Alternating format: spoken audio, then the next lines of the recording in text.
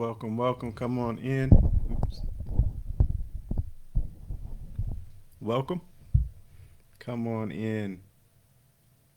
Welcome to Weekly Wisdom. I am going to share this. If you could do the same.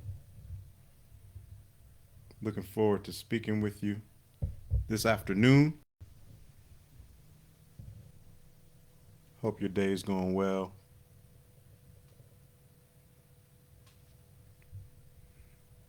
Hello, welcome, welcome. Come on in.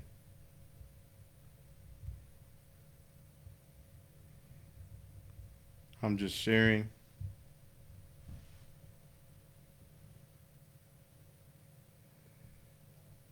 How you all doing today? I hope all is well with you and yours. Looking forward to sharing with you today. Just giving a minute for those of you who are coming in and joining.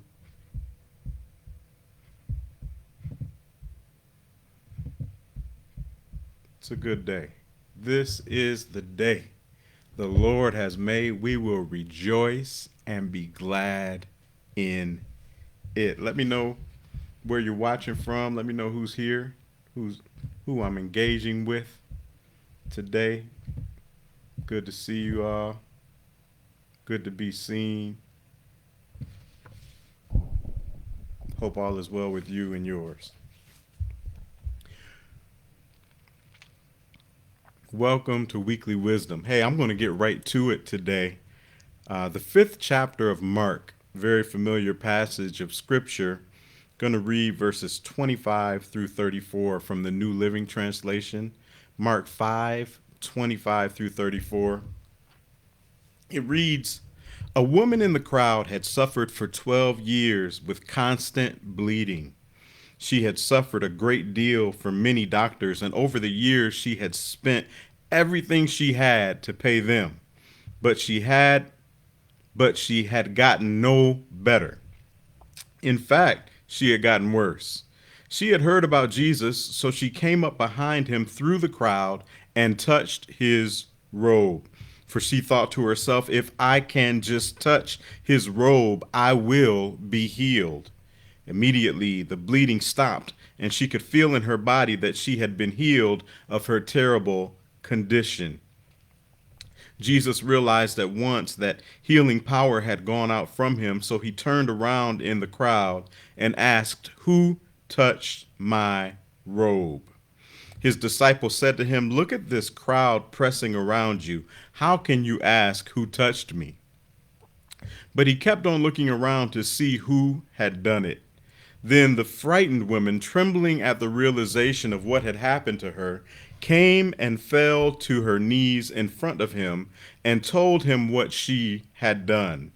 And he said to her, daughter, your faith has made you well.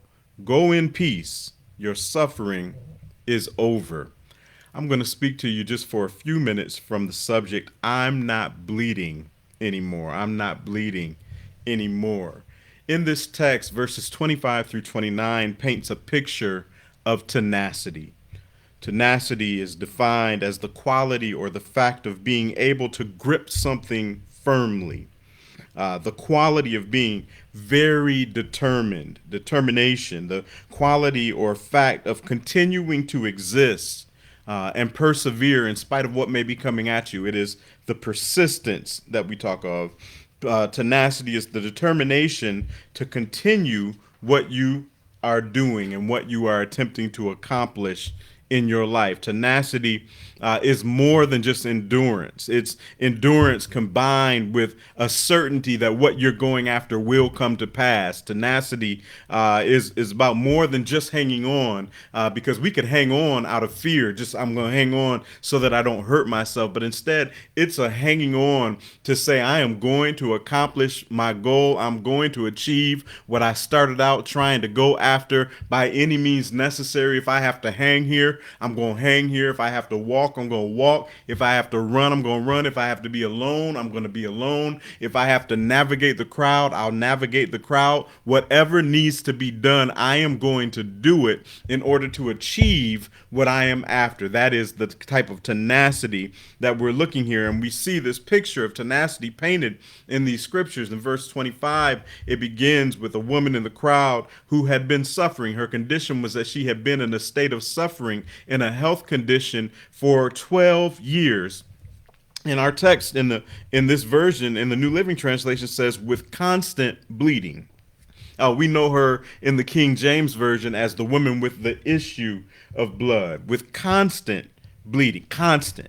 That is, her issue, her what she was struggling with, her struggle did not cease. Her struggle just kept going. It was consistent. It just kept on hanging on. The day would come, the day would go, the next day would come, the next day would go, and she would constantly be dealing with this issue, with this concern, with this suffering, with this thing that was tormenting her, with this issue and condition. Anybody ever dealt with a long-term, persistent, consistent issue? She dealt with it, and she did everything that she could to try to get over what she was going through, and it wasn't working. One tactic after another that she would employ would fail her. It would not work, but yet every time she would get up and she would go again. She would try again to find a way to get to this idealized version of her life that she saw. She saw that other people weren't necessarily dealing with the same kind of pain that she was, and so she knew it was possible to have a life without this condition. She knew that, in fact, what she was going through was abnormal. It was not the normal or the expected way that her life should have gone, but instead she had been hit with a suffering way. Instead, she had been tormented by something that was out of the ordinary, that was causing her to experience and to live through what others did not have to face, and what many others who would have dealt with would have just given up and crumbled under the pressure of. And I'm here to talk to somebody today who's been enduring something that would have taken somebody else out. I need you to understand that you have just what you need to get through what you've been going through. And here we are, and we see this picture of tenacity because for 12 years, I'm not talking about just for a season, I'm not even just talking about for a small extended season, but we're talking about for a decade plus 2 years. For 12 years, she suffered with this constant, does not stop, does not go away, constant bleeding. Verse 26 continues to paint the picture of tenacity. It says she had suffered a great deal, not just from this condition, but from many doctors. And over the years, she had spent everything that she had to pay the people who were supposed to be helping her, even though their efforts were in vain. Their efforts did not produce the success or the intention that she was spending the money to them to deal with. And so not only did she suffer from the condition, but she began to suffer financially as she began to try to deal with the condition with the doctors. And over the years, she spent everything that she had to pay them. But she had gotten no better. In fact, instead of getting better, her condition began to get worse. Have you ever been in a situation where you had invested in better, but worse is what showed up as your return? And we see she had gotten worse. Verse 27 continues. It says she had heard about Jesus, and so she came up behind him through the crowd, and she touched his robe.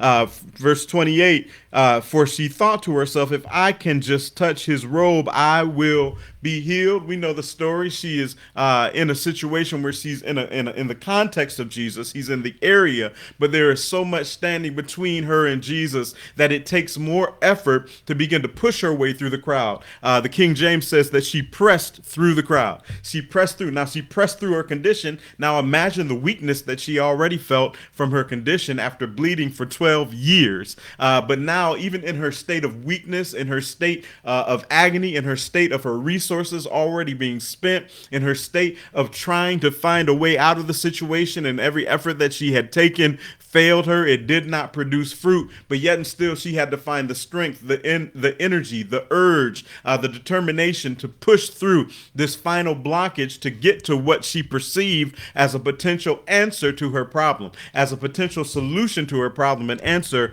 to her questions. And so she was there and she was pressing through, and she said, the King James James way, if I may but touch the hem of his garment, I shall be made whole. She had a tenacity of faith, not just to hold on, just to survive, but that I'm going to hold on until I get what I know is coming to me. I'm going to hold on until the promises that have been spoken into my spirit begin to manifest in my natural life. And she had a tenacity. Somebody type, she had some tenacity. She had tenacity. She had a tenacity to keep on going even where others would have given up. She had heard about Jesus. She came up behind him through the crowd and touched his robe. She thought to herself, if I can just touch his robe, I will be healed. And then look what happens in verse 29. Immediately the bleeding stopped, and she could feel in her body that she had been healed of her terrible condition. That is a portrait or a picture of tenacity. She kept going even though it was against the odds. She pressed, and that's usually where we stop when we preach this message. She pressed through the crowd. And she said if she had enough faith to know that if I can just make contact, if I can have a point of contact with Jesus, then my whole situation and circumstance can be transformed. And that's good preaching, and I've preached it, and I like it. And there's a two-way connection, because you can't touch something without it touching you back. Jesus looks around and he says, uh-oh, something touched me. What is it that just pulled virtue out of me? But for a few minutes, we've painted this picture of virtue, but I want to go just a little bit deeper in our time together today, and I want to look at verses 30 through 34. For a few minutes, I want us to look at the rest of her story. Verse 30, look at this. Jesus realized at once that healing power had gone out of him. So he turned around in the crowd and he asked, "Who touched my robe?" Now his disciples who were with him, like, what kind of question is this, Jesus? We're in a crowd full of people that's pressing you. It says in verse 31, look at this crowd pressing around you. How can you ask who touched me? But Jesus, in verse 32, kept on looking around to see who had done it. Verse 33 continues, then the frightened woman, trembling at the realization of what had happened to her, came and fell to her knees in front of him and told him what she had done. In verse 34, and he said to her, daughter, your faith has made you well. Go in peace. Your suffering is over. But let's jump back to that verse 33. She came back. She pressed through the crowd a second time. And it says that the emotion that she felt, it was not gratification. It was not praise. It was not amazement. It was not excitement because now she was well. It was not happiness. It wasn't any of these emotions. But instead, it says that she, verse 33 says, then the frightened woman, the way that she was described, the adjective used to describe her is that now here she was healed, but she was frightened. She had gotten what she had been seeking through the tenacity of faith that she held on to, but now she was scared. She had received everything that she had been hoping for the past 12 years, but instead of feeling pleased and excited and joyous and happy, it describes her as frightened, which leads me to ask the question, why in the world was she frightened when she just received what she had been waiting on? What was she frightened by? The realization, it says, what frightened her, the frightened woman was trembling, and she was trembling. She was shaken up by this thing. She was trembling at the realization of what had happened to her. What was she afraid of? It says she was afraid of what just happened. She was afraid of the fact that she's not bleeding anymore. I'm not bleeding anymore, and this is scary. I'm not bleeding anymore, and I don't know how to deal with this. I don't know how to conceptualize what life is going to look like moving forward if I don't have this issue going on in my life, if I don't have this issue going on in my body. If I'm not having to deal with this, then I don't know exactly how I will focus and contextualize the rest of the things that I have to do as I move forward. My goodness, she was frightened. And I came this afternoon to talk to some people today who have finally stepped into what you've been desiring for such a long time. You're finally living without the never-ending pain that you had become accustomed to. You're finally seeing doors open to you that had seemed to be eternally shut and blocked on you previously. You've been looking for better, and now that better has finally come, the reality of your answered prayer has you feeling all sorts of strange feelings. Here she is, here you are, and you're anxious about losing what you have finally got hold of. My goodness. When you finally come to a point where you're holding in your hand what you've been praying for, many times instead of feeling joy, you begin to feel nervousness and anxiety and anxiousness that this thing that I'm holding on to, I wonder if I can keep this. I wonder if it's really mine. I wonder if I'm worthy of it. I'm wondering, I'm not sure that I deserve this. I'm not sure that I can hold on and keep this. I'm not sure that I know how to deal with what I've been praying for, with what I've been asking for, with what I've been seeking after. I'm not sure that I know how to handle better. Anybody ever been in a spot where you're just not sure if you know how to handle better, and you're feeling self-conscious? She's feeling self-conscious that she isn't good enough to have what she's holding. Have you ever felt self-conscious, wondering if you were good enough to have what you're holding? My goodness, you're feeling unworthy as all of your past mistakes begin to flood your memory bank. You're confused. What am I supposed to pursue now? What am I supposed to go after now that I've got what I've been pursuing for these last 12 years? What's my purpose now that it's not to overcome that same old struggle that I've been trying to deal with over and over again? Now that I'm out of this repetitive cycle of seeking after healing for my body, what is it that I will seek after now? I don't know what to do without having that same struggle in front of me. I don't know what to do now that I'm actually living in the promise. I'm nervous. I don't know. I should be happy, but instead I'm nervous. I should be excited, but instead I feel anxiety. I should be celebrating, but instead I have to fall on my knees and confess what I have done. What's my purpose now that I've overcome that same old struggle?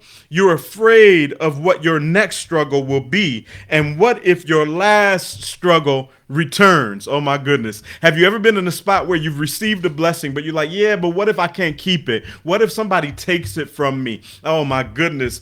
So you can't enjoy better because you're convinced that you're destined for worse. Oh my goodness. When you have been living with adverse conditions your whole life, living in abundance can frighten you. Oh, I don't know who I'm talking to today. I hope it's helping somebody. I'm going to say that again. When you have been living and you become accustomed to living with adverse conditions your whole life, living in abundance can frighten you. There are some of us who are more comfortable in lack because we're more familiar with lack. Oh my goodness. When we get to a place where we have something good, we have a hard time sometimes even beginning to allow ourselves to enjoy good because we're afraid that it's going to slip out of our hands. Our minds keep repeating a thought. I'm going to do something to mess this up. Oh my goodness. I don't know. Maybe that's not how you are. But there are some times when I walk into a situation and I got a job that I didn't feel qualified for. I got a house that I didn't feel like I was going to be able to get. And you begin to find yourself in a situation where you begin to ask yourself, what am I going to do to mess this one up? When you've seen a perpetual pattern, a cycle, and a process in your life of every time that something good begins to happen, it feels like things begin to fall apart and you begin to lose what you've had, and you begin to expect, oh my goodness, that you're gonna mess it up, that you don't deserve this. I got this job, but after a while they're gonna figure out that I'm not as good as I presented myself in the interview. My goodness, I've got this good relationship, but with a little bit of time, they're going to leave me like the last one left me. When we finally break out of bad into good, we risk sabotaging good because we keep looking back at bad and looking ahead of us for worse, expecting worse. And so we have trouble embracing better because we're unfamiliar with what it feels like to have something work. And so she walks away from her encounter with Jesus. She touches the hem of his garment and she walks away from the encounter and realizes, I'm not bleeding anymore. I don't feel the pain. I don't feel like I'm constantly emptying out for no good reason anymore. And some of us have thankfully never experienced the constant physical bleeding out, but we may be able to relate to situations that metaphorically feel like it. I keep emptying out of everything. I have to help others and they don't appreciate it. I feel like I don't have anything left. Anybody ever felt drained and tired? No one sees what I'm actually going through. I go to others for help, and instead of helping me, they take the little bit that I have left, and I end up worse instead of better. But I keep pushing. Oh my goodness. I pressed through my situation. I pressed through everything that was blocking me from better. And I made contact with Jesus and my entire condition changed. I'm not bleeding anymore. And that's kind of scary because I've learned how to navigate bleeding. Oh my goodness. But if I'm being honest, bleeding had become my excuse. Y'all hear me today? Bleeding had become my crutch. You can't expect me to accomplish much. I've been bleeding. You can't expect me to go to college. I'm bleeding. You can't expect me to have a good attitude. I'm bleeding. You can't expect me to start the business or write the book or to complete the project or even to apply for that job, to be a good spouse or to be a fully present parent. Why? Because I'm bleeding. The scary part is I'm not bleeding anymore. What do you do when your excuse has become dried up? Oh my goodness. So she was scared and she came and she pressed through the crowd a second time to get to Jesus. And she got to him and she felt that she needed to confess. Verse 33, then the frightened woman, trembling at the realization of what had happened to her, came and fell to her knees in front of him and told him what she had done. Jesus, what had happened was I had got this thing in my mind that you were the answer to my question and the solution to my problem. And when you weren't looking, I touched the hem of your garment. But as I walked away, I started to realize I'm not bleeding anymore. And I don't know how to conceive a life without limitation. Oh my goodness. I'm nervous about you will expect of me now that you gave me what I've been asking for. You have removed my spiritual crutch and my excuses, and I'm feeling some kind of a way.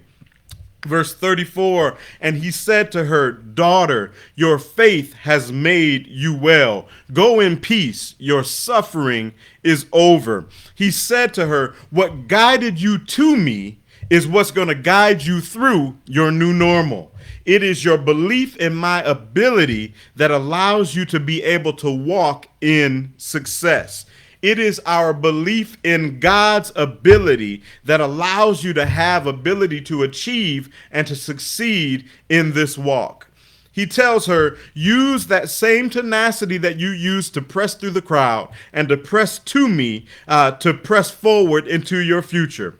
Don't lose your tenacity. Don't forget what it is to fight through challenges. Don't lose that focus that pushed you to keep trying even after failure, disappointment after disappointment, abuse after abuse, rejection after rejection, suffering after suffering. You kept pushing through all of that, and that's how you got here. Don't forget how you got here. Oh my goodness. He tells her, go in peace. His desire for us is that we stop allowing anxiety to cloud our progress. He wants us to embrace the better. He has enabled you to walk in without worrying that it's going to leave you. Oh my goodness. That it's going to leave you or that you're going to lose it. Go in peace. Oh, goodness. Then Jesus looks at her and concludes the conversation, saying, your suffering is over. You're not bleeding anymore.